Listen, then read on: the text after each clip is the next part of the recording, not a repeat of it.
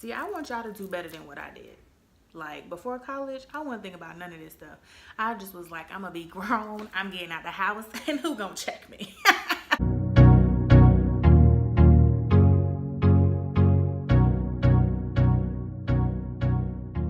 What is up, my tweens and teens? Welcome back to Big Sis Talk. It's your Big Sis Bree here, and today's video is going to be 6 things you need to know before you go to college. So let's get right into the video. My first piece of advice would be to maintain or increase your GPA. So if you have a GPA that is a 3.0 or higher, more than likely you'll be able to get into the schools that you want. However, if your GPA is in the 1s or the 2s, maybe like a 2.7, try to increase your GPA before graduating. There are so many ways that you can do this. You can take up summer school, ask your teachers for extra credit, ask your guidance counselor if you can stay after school to make up any work that you've missed. This will increase your GPA before graduating so that you have an opportunity to get into the colleges that you want. Maintaining your GPA is really important, and it's going to take a lot of hard work. I remember my senior year, I was told that I could graduate early. My mom did not want me to do that, so I took up 3 classes: computer class, gym, and a calculus class, because I had already taken trigonometry and I knew I could pass calculus. However, the teacher's wife died and he stopped coming to the class. They put me in a classroom with AP students, and the teacher really wasn't teaching in a way that I could understand, so I just stopped going to the class. It didn't dawn on me that, hey, just because you were able to graduate early, that GPA that you had then is not going to be the GPA once it's time for you to walk across the stage. I ended up getting a D- in that class, which took my GPA from a 3.2 to a 2.78.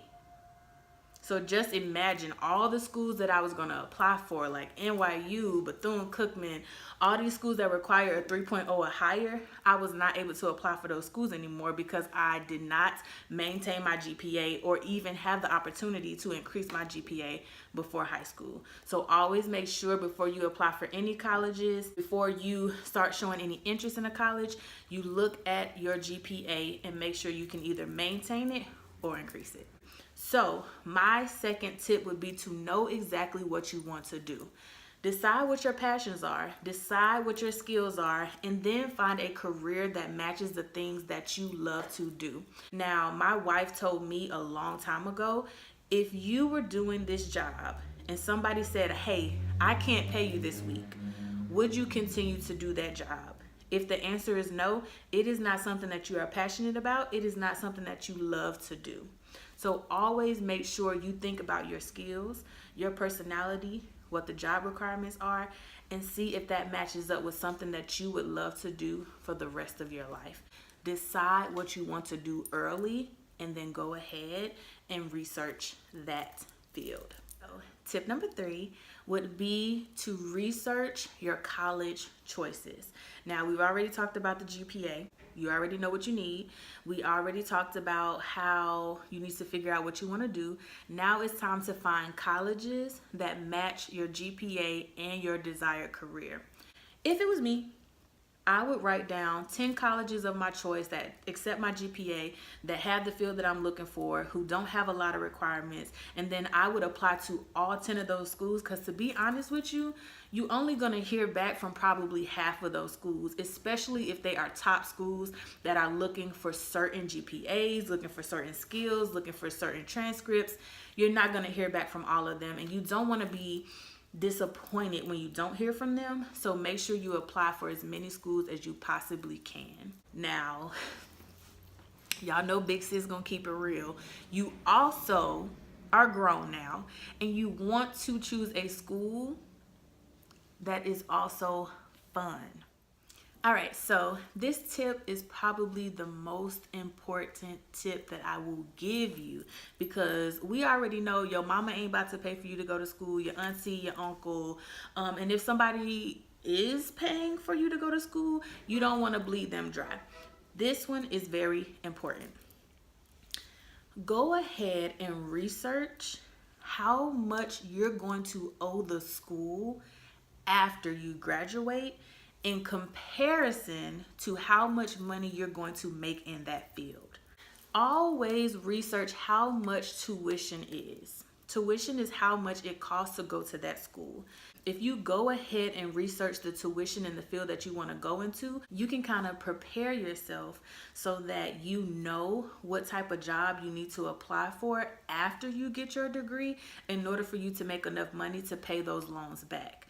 Remember, research how much the tuition will be, how much money you'll be making once you graduate with that degree and get into that field, so that you know exactly how to prepare for your debt. Not even preparing for your debt, how to prepare to pay back any money you may owe. And if you don't owe any money, I applaud you, because I didn't apply for enough scholarships. Tip number 5 is going to be take or prepare for your SAT or ACT. These are the requirements of almost every 4-year college. I didn't pass it the first time. I failed it by, I think, 20 points. And then the second time I took it, I pretty much only got 5 points over the requirement. So I almost failed again. And my mom wasn't about to keep paying $125 for each one of those tests. I wish somebody would have told me, hey, go to a community college. You don't have to take the SAT or the ACT. You take a general education test, and then you can either test out of those courses or take those courses and then transfer them to a 4-year college. Prepare yourself by finding material on Amazon.com, because y'all know I like to show y'all how to save, and then take the test. If you fail it the first time, study harder and try again. Tip number 6 is going to be apply for as many scholarships as possible. When I was in 9th grade, I started applying for scholarships really early because my church was giving out scholarships, community centers that I went to were giving out scholarships. I was actually able to get a African American scholarship and also a first generation scholarship. But there are so many other scholarships out there that you can get. They have twin scholarships, left-handed scholarship, special education, disabilities. It is so much money out here, y'all, and people are paying for kids to go to school to better themselves. The only thing you have to do is figure out what the requirements are and to really push yourself to meet those requirements. You don't want to leave college in debt, and the best way to do that is to have somebody else paying for you to go to school. If you guys would like another video on how I wrote my scholarship letters or how to fill out a scholarship application, leave a comment below and I will make that video for you. Now, you guys, those are my 6 tips on what to do before college. You know what I'm about to say. If you haven't subscribed already, go ahead, hit that like button, make sure you comment below, turn on that notification bell, and until next time, babes, bye.